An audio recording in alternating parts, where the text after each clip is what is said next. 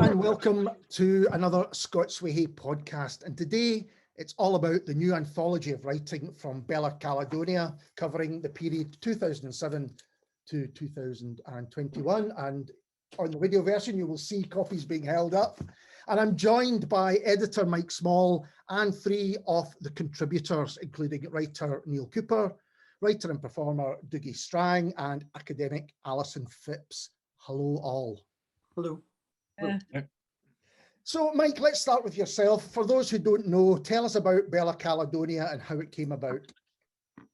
Well, it came about in 2007 when Kevin Williamson and I were talking about the political situation and the cultural situation, and decided that we wanted to launch a new magazine that combined both these approaches. And both of us had been involved in different publishing ventures before. And I suppose at that time, blogs and the technology of publishing online wasn't brand new, but had emerged, and kind of platforms had become available that were free.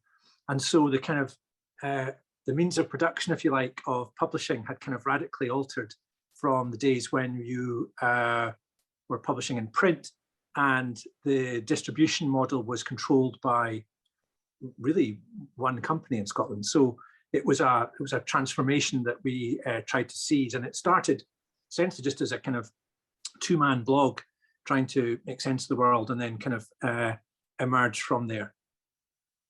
And was there ever an idea that it would be in a published format, or was it always this kind of brave new world of online material? Yeah, we did have a very early print edition, which kind of didn't really go anywhere. It kind of petered out. But we have produced print versions. We produced a magazine called Closer. We produced 3 out of it's supposed to be 4. We'll maybe produce the 4th like 10 years late. So yeah, we have played with print, and obviously we've published 3 books, and we've now got an imprint in collaboration with Lamington Books. So whilst I am constantly decrying the state of print media, I actually quite like it.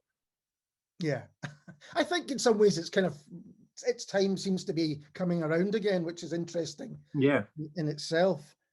So what were the initial aims for Bella Caledonia?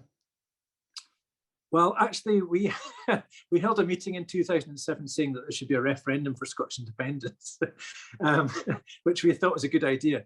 But I think we tried different slogans over our time. I remember an early one was fresh thinking for the new republic, which I think was maybe a little bit over optimistic. But we have been playing with this idea of self-determination and what that means for individuals and communities and cities and neighborhoods and regions, not just for nations. So I think that's probably been at the core of our thinking. What does self-determination mean, not just at a national or constitutional level, but at a smaller level, and playing with that idea. And maybe we've not always been explicit about that, but that's kind of been a kind of underlying thread throughout our thinking.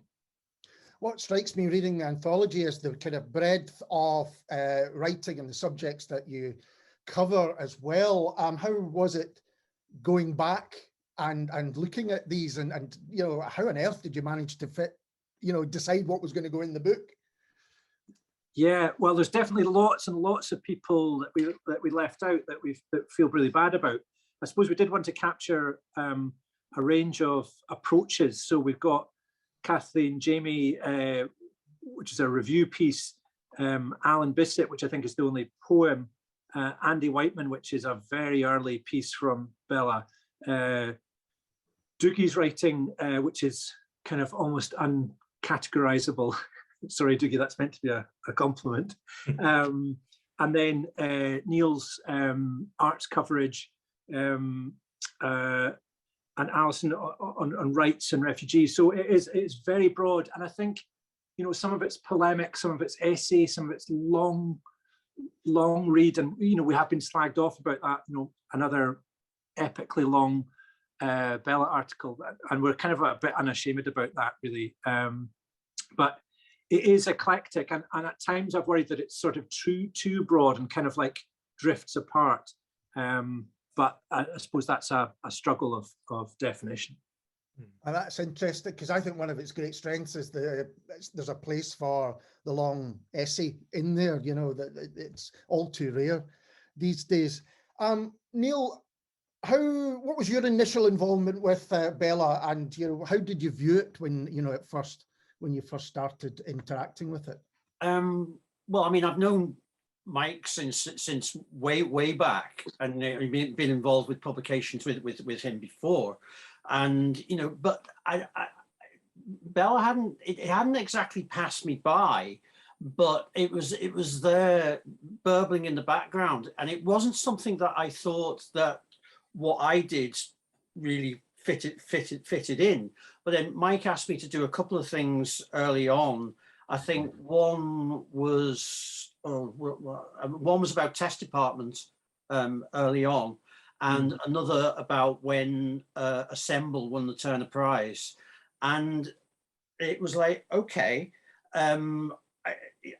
it's interesting that, you know, he's given me the space and to breathe with pieces like that. And after that, it just kind of it grew from that, really. And then kind of at the start of lockdown, I started doing more. Mike asked me to do, you know, a couple of responses to just what cultural things that were or weren't happening in lockdown, and it kind of grew from that. And you know, and the piece in the book, that's you know, that really came about towards the end, towards when the UK was finally leaving Europe. So, you know, it was, again, the breadth. I mean, because there is a misconception, and I probably had it, that, you know, the Bella Caledonia is just about Scottish independence, which, you know, it's blatantly not. And it's interesting what you're saying about the long form, because there are so few spaces to do long form stuff. And, you know, I think it needs to be championed in that way. Yeah, there's something about online publications which some people seem to kind of resist reading long form stuff, but where they might in a book. But I don't know. But more power to it. I think it's definitely interesting to have them all in book format, yes, because I would hope that it would send people back to see what else has, you know, kind of been there. Yeah. Similarly, Dougie, yourself, what was your initial involvement? Yeah, so I mean, like Neil, I'd known Mike from early days. We first met in Iona, I think, Mike, and I guess Mike's kind of been great at badgering me, really, to just you know, produce some work over the years, really, and it's been quite a good sort of kick up the arse for me at times, in a way.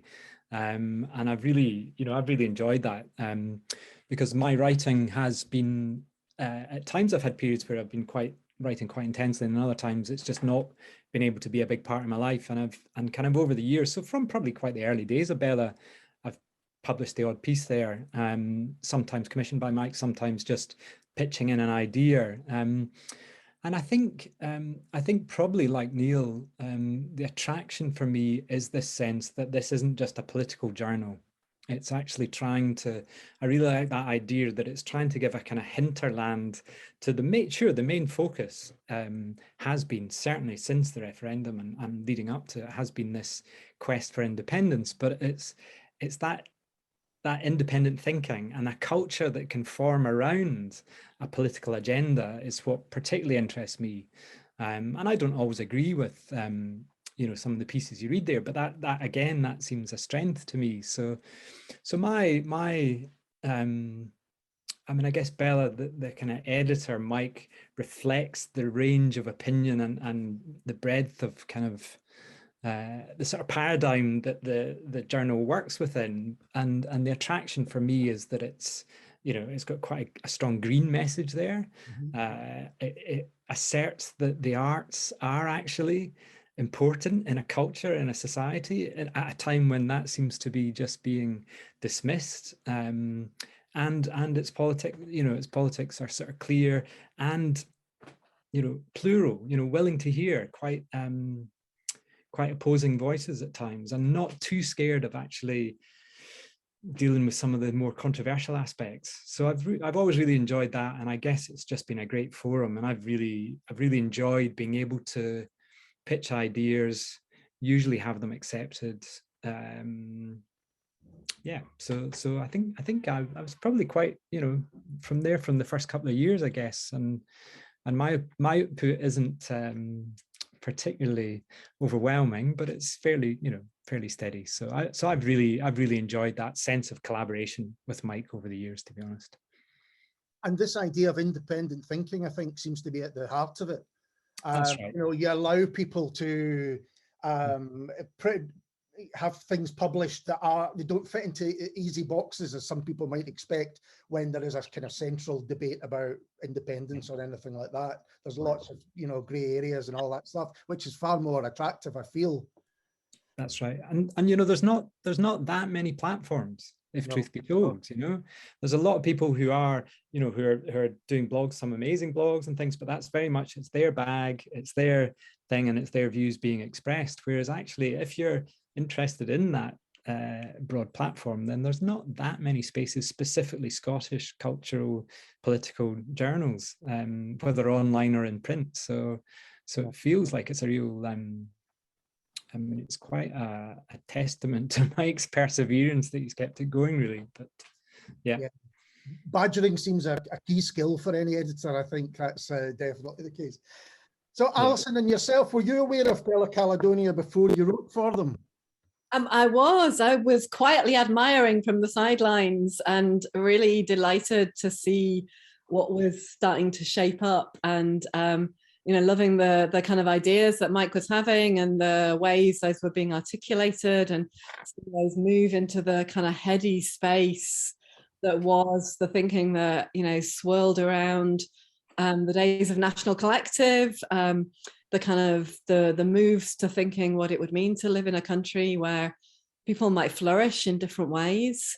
And that might mean, you know, letting some of the thugs in the garden flourish for a while, because they bring a certain kind of shade or a certain set of nutrients that can then let other things pop up and develop and grow later. And I would regularly follow and read the blogs and enjoy them, and then realized that I was really being stirred up a lot. There was a lot of work that I was doing around the time of the independence referendum around questions of immigration and policy, which weren't things that I could speak about in the public space, because it was a time when those of us involved in refugee and migration questions, which are the flip side of the central questions around what it means to be a country. Who do we let be a member of the polity? Who do we give voting rights to? Who do we give the rights of habitation to? That we had done a lot of very careful academic thinking about the way that xenophobia was being produced in England, in the United States of America, in France, in Australia in particular. And we could see some key connections. We could see some key think tanks that were involved in producing that and working together. And we realized that we actually needed not to be speaking in the public space. Right. I remember being asked for quote from politicians as part of the pro-Indy movement that might be used were in immigration to become a really hot topic in the last 2 weeks of the campaign. And just I remember kind of writing these in the November before the referendum in the September, so a long lead time in some of this work, and round about the time when we were publishing the white paper, and just realizing, if I talk about this stuff, I will produce it and perform it, and it will be exactly what the production of xenophobia industry wants of me. So I need to zip it. And anybody who knows me knows that that's quite a hard thing for me to do. I'm an academic, I profess, you know, I don't hold back, I'm forthright with my opinions. But in that context, it was really clear to me that we needed to stay on the legal ground. And so whenever we were being asked by anybody to write on these topics or offer opinion on these topics, then we would send people to the immigration lawyers, and they would then speak legal, to the many journalists queuing up. And of course, there is no quote when you speak to a lawyer. That isn't how lawyers speak. Everything is equivocation. Nothing is the kinds of black and white and polarity that you want.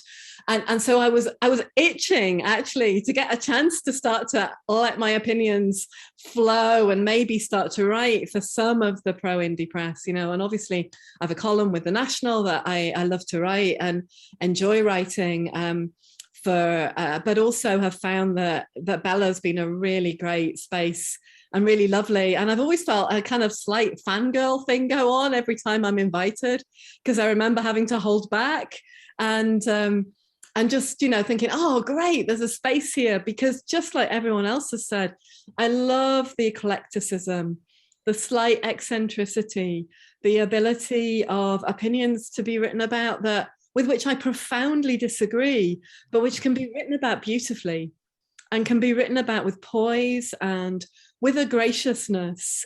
And I think that is really, you know, goes to Mike's vision and the general spirit of the publication.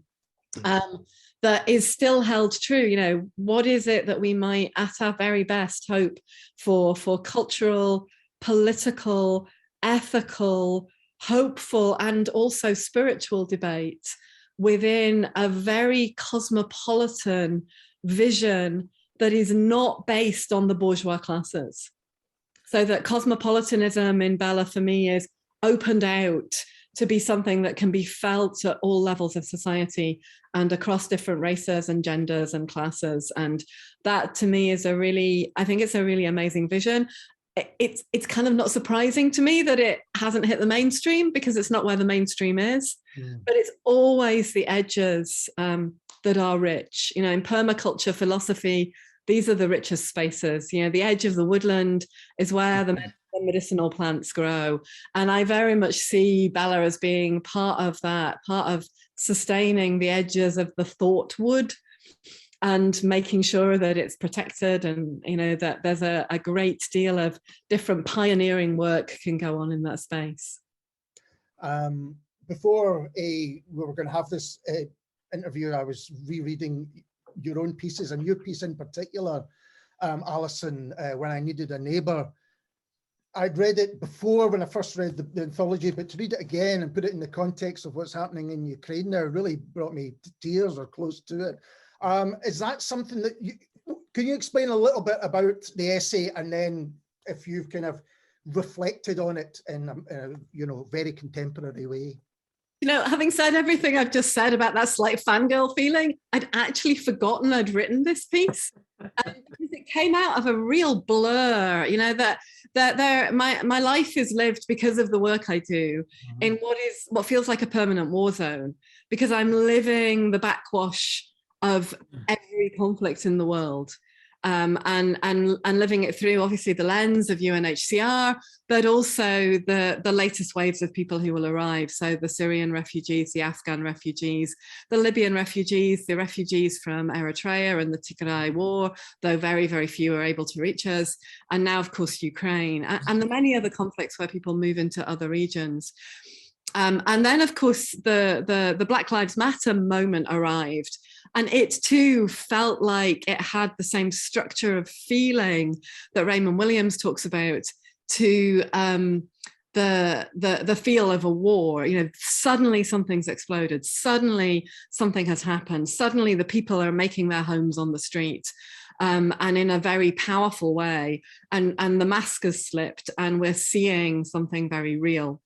And I know that Mike put out, it was on the 2nd of June, 2020, Mike put out a call which said, call out to faith leaders to step up and in to talk about the moral vacuum in public office, state brutality, and our unprocessed grief and anger. Anyone out there?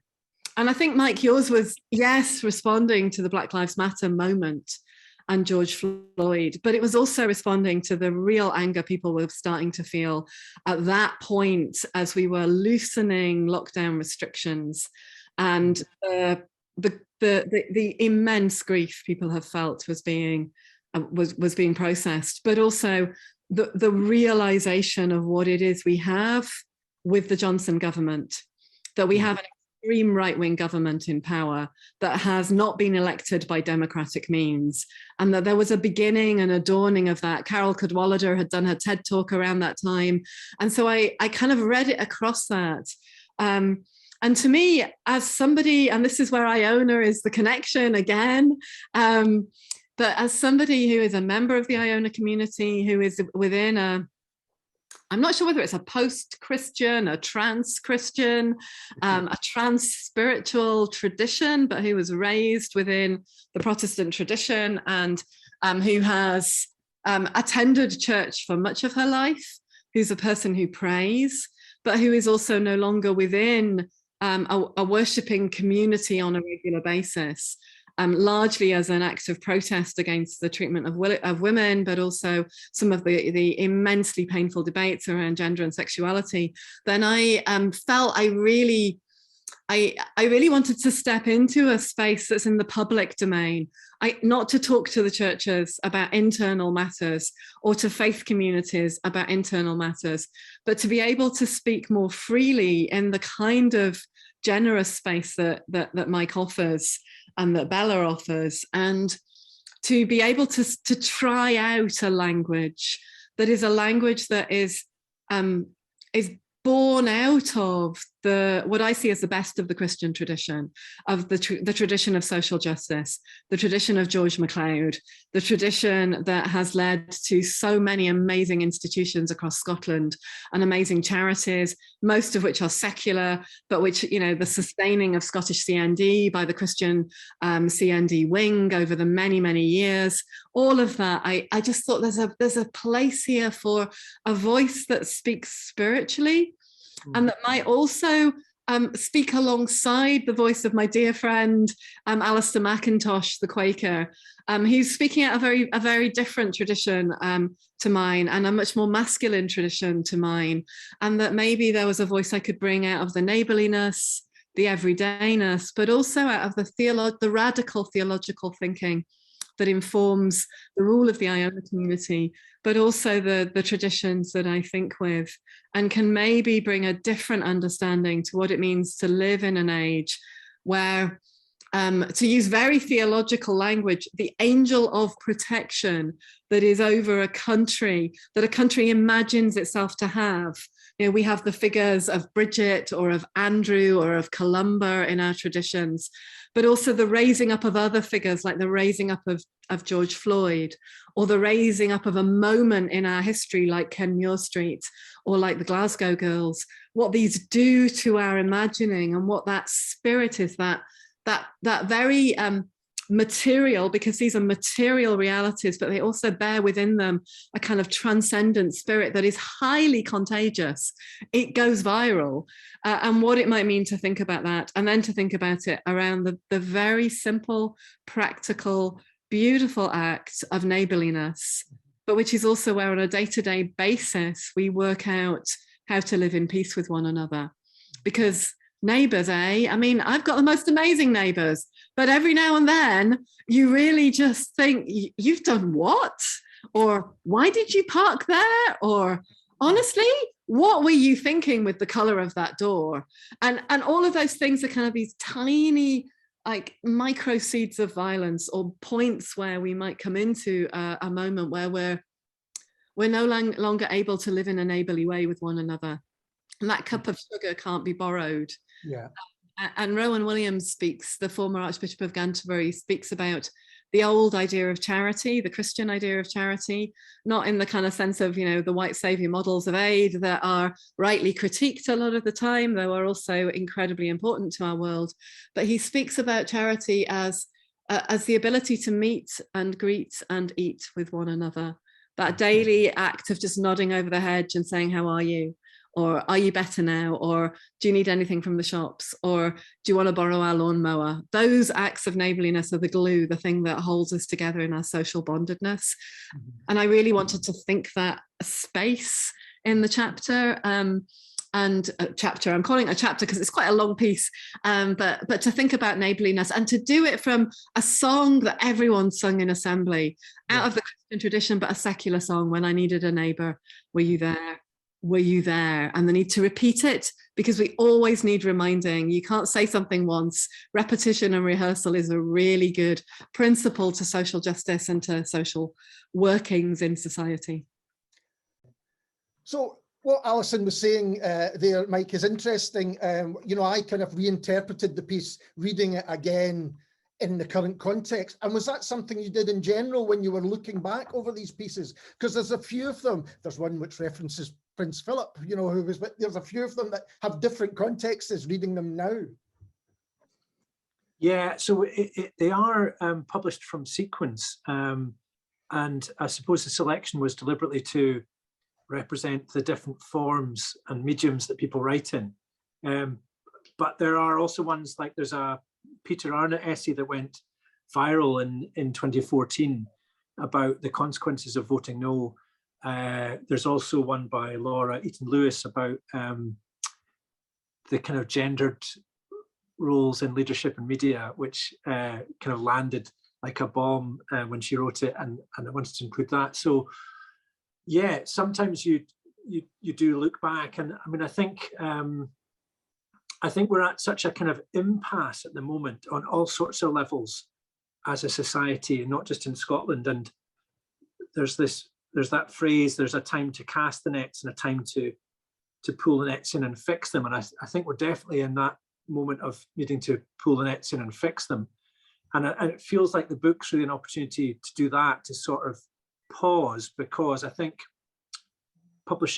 digital publishing is so easy. The tendency is to publish constantly, just to churn it out. And I know that's a tendency that I'm guilty of. So in a way, this is quite a good moment to sort of say, look, just stop, just slow down and stop and have some self-reflection and reflection, some collective reflection on what this publication is about and where we're at. And yeah, definitely reread things in a new context in the time that we're in now. Because Dougie, your piece, what's it? I've forgotten the name of it now. That's terrible. Cranstacky. Cranstacky, yeah. Thank you. Yeah. That has its a kind of change now, because when you wrote it, was it the first lockdown that it was ending? Yeah, no, it was the first. Yeah, it was. That's right. I mean, it was actually, I'd gone for a long walk before lockdown, but the piece was published as we were mid-lockdown, in the middle of lockdown, and I suppose it was. That's right. It was a kind of reminder that world is out there waiting for us. So at the time that it was published online, it was a kind of all of us, you know, stuck in our houses and our flats, imagining the possibility of walking up a hill again. But yeah. Because what seemed to happen quite quickly after that was that nearly everyone I knew, when they could, ended up a hill or up a mountain. You know, folk I wouldn't think would ever have put a pair of walking boots on. That's where they seem to be. And what your piece has is a kind of idea of going back out and contemplating nature and contemplating yourself as well. And I think that, you know, that's not as easy to do when suddenly, you know, the cities are emptied and the hills are alive. Yeah. Although the great thing about Scotland is, you know, I mean, it's a small country, but it's more than big enough to absorb, you know. And I guess in a way, part of what I'm interested in is exploring those places that aren't the kind of honeypot spots, you know. It's like, and I guess hopefully encouraging others to seek some of these other places out, just because, and I suppose the key thing for me is, and I've sort of thought quite a lot about this, you know, getting out in the hills and walking. It's not, you know, a lot of people use it as the outdoor gym in a way. You know, it's like, right, I'm going to go, and it doesn't really matter, just so that I can tramp up a mountain and that's it. And there was that great thing 2 or 3 years ago when the Scottish Mountaineering Council teamed up with the Gamekeepers Alliance to complain about the Scottish Government's proposal to increase woodland cover. And they had a spokesman on. I mean, he got pelters for it, but it was the spokesman for the Scottish Mountaineering Council said, you know, we don't want to lose all our views. You know, we don't want to go for wandering through woods for miles and miles and miles before we get to the views. And at the time, it just infuriated me. I've written about it. You know, it's like, gosh, that's the outdoor gym. You know, that's the just nothing gets in the way of my mountain fix. And I guess what I'm really interested in is suggesting that actually there's a different way to walk in landscape, you know, and it's not just this empty thing that you can use for exercise, you know, it brims with culture and deeper meaning, you know, and it's not this empty vistas, you know, it's actually, these are lived landscapes. And I guess I think a lot of my writing is trying to encourage that sense that here, you know, we've been in these remote glens for thousands of years, and actually to ignore that is just to do a disservice to the culture and history that's there. So I guess I'm hopefully kind of excavating, yes, my own fairly joyful encounters with these mountains and coasts and hills, but also digging into what culture is there as well as nature. Yeah, that would be. It did put me in mind of Nan Shepherd's The Living Mountain, or the idea it's not about getting there, it's about being there, and that's the kind of most important thing. And again, it's giving a different side to Scotland, and I think that's what the anthology does. It gives a outline of what Bella Caledonia does, but it also kind of, you know, looks at what Caledonia does as well in a kind of wider sense. And your essay, Neil, your Nessie, there was a good slip. Oh, there you go. It's like it's a myth. It doesn't exist. But it's a song for Europe lost in translation on a grand tour, and it's a lovely example of what we were talking about, the long essay. You know, just that. It kind of has the space to breathe and go off in unexpected tangents, which it really does. But it also puts Scotland again in this culturally in a European context, which is still quite rare. Most people think Scotland, particularly Western Scotland, I have to say, and it's America, it's over the Atlantic and it's all that thing. But, you know, by going in through this interesting beginning of the Eurovision Song Contest and kind of finding a way around Europe, is a really interesting way of doing it. And is that where it's that idea again, independent thinking and slightly different thinking? Is that kind of what you were driven to do when you wrote it? Yeah, I mean, that came about, I think, I suppose, because it's not dated in the book, but it was first published, I think, the day before UK left the EU on the 30th of December 2020. And I suppose this has been brewing for a while, and the way growing up, you know, your experiences of Europe is this secondhand experience, be it from Eurovision when you're a kid watching or whatever, watching Eurovision, and it's the first time that you encounter songs in different languages, or countries like Luxembourg, which I age 7, I'd never heard of. And, you know, and so you've got all this secondhand, and then I mean, the essay it's kind of a love letter or an elegy to that experience of Europe in a way. And, you know, the way you're exposed, be it through French films or Penguin Modern Classics, or, you know, pop songs and all of that, experiencing it secondhand and developing, I suppose, a romance about it. And then the first time you go to experience it firsthand, you realize how ill-equipped you are linguistically. The classic Brits abroad thing of not knowing other languages, and just being a little bit rubbish abroad. But then, you know, discovering that, you know, it's very, very different from your perceptions, but they still all matter. And the kind of love affair with Europe, it does exist, because, you know, growing up in the late 70s, early 80s, European culture, it was vital then, you know. And now, you know, we grew up watching Jean-Luc Godard, people who were now, young people now, you've got Emily in Paris. It's like, you know, the interesting bookends, but using the Eurovision Song Contest as a, you know, that was the nearest you got to a holiday abroad, really. And there's, I say, you know, it's got room to breathe, and it's also got room to give little nuggets of information and possible mythology as well. If anyone interested in kind of pop myth has to go and read this, because there's a few crackers in there. Well, yeah. Yeah. I mean, yeah. Well, just well, yeah. Go and read it yourselves. I mean, Yeah, just oh, no, the absolutely. whole thing about whether Vienna by Ultravox was originally called Dunfermline, which someone told me it was once upon a time. I've never been able to find any evidence of that at all, and I don't know where it came from. But you know, but things like that. A certain Scottish pop star who was noted for reading the first page and the last page of Penguin Modern Classics, so they knew how it began and how it ended and could spraff on about it in conversation. Things like that came up. Or the fact that Charles de Gaulle was the man who founded It's a Knockout. That's crazy. It is. It's one of these pieces of writing that along the way I was thinking, is he just throwing this in for the gullible? Like, you know, he's Rollers' influence on the Ramones and all the stuff, but I'm sure it's well done. Well, yes, yeah. I mean, well, things I discovered, you know, like a couple of those things I've just mentioned, and the Bay City Rollers Ramones connection. You know, these are things I discovered as well, and your jaw's on the floor because you think, is that true? And you know, but I mean, the Rollers Ramones connection. I mean, I think that is. I mean, that's in the documentary, and it's like. And it's like, okay, that's really. Is that the one about the drum intro?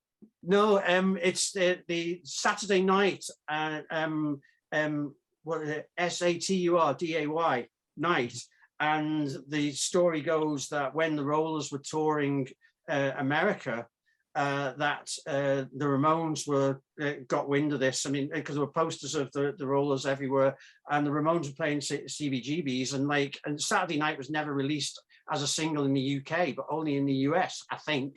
And then they came A-O, let's go.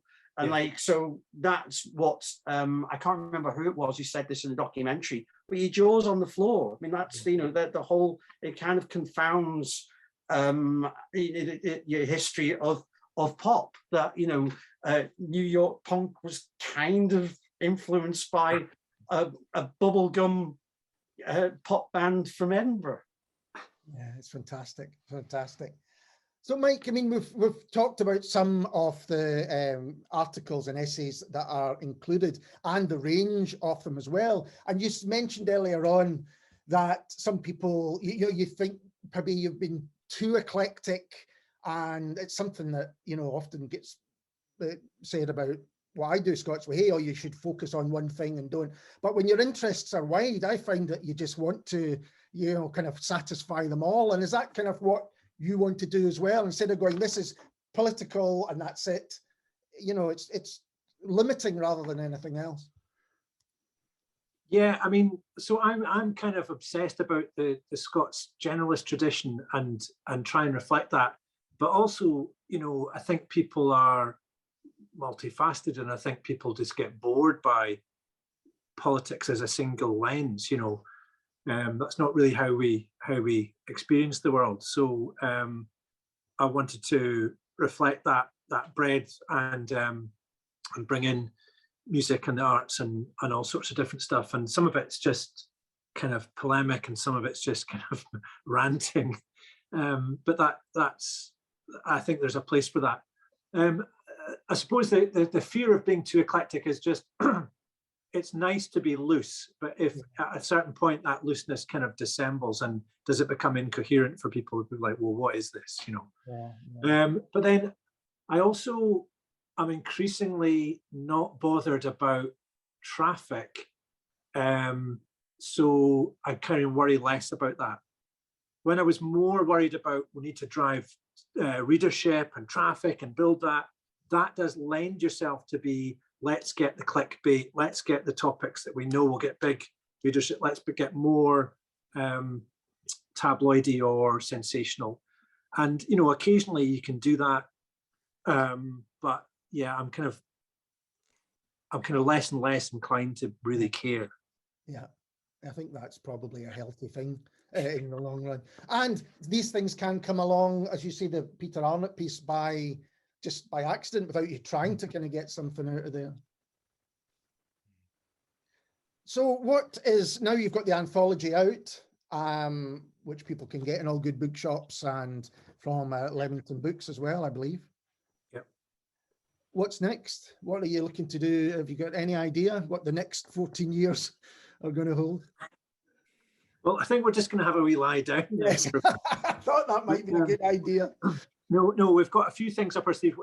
We're launching a new podcast next week, and we're launching a redesign of the website, and we're working with some other people that will kind of announce next week to encourage more young writers to get involved, because I think like me, the readership and the writership is kind of growing older, so we definitely need to kind of work to counter that a bit. So yeah, we've got a few new projects on the in planning, and I think there is a need to sort of reinvent yourself and refresh yourself, otherwise it kind of goes stale. So we're working to do that, and I think also there's a couple of kind of shifts of focus in terms of I think we'll probably focus more on Scottish political structures and institutions and power bases than just Westminster ones in the next wee while. And I think also we're going to respond to the fact that the coming sort of social crisis